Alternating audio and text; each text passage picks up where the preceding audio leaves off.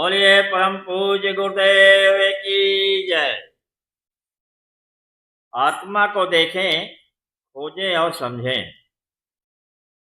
अहंकार की वशीभूत होकर शारीरिक संतुष्टि तक सीमित रहने वाले अपनी भूल को तब समझ पाते हैं जब वो जीवन में पतझड़ का समय आ जाता है और शरीर पीले पत्ते की तरह गिर जाने की स्थिति में होता है। उस पटाक्षेप के समय उसे निश्चय ही संसार की आसारता, असत्यता और क्षण भंगुरता का ज्ञान और आत्मा के चिरंतनता और अविनश्वरता की प्रतीत होती है। तब समय निकल चुका होता है। उस अंतिम समय में कुछ भी कर सकने का अवसर नहीं रहता।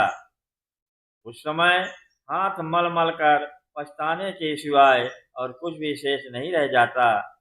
उस समय इस पश्चाताप के साथ संसार छोड़ने पर विवश होना पड़ता है कि जिस सत्य की खोज के लिए सुर दुर्लभ मानव जीवन मिला है, उसकी उपेक्षा कर हाय हम संसार के तुच्छ बातों में ही लगे रहे।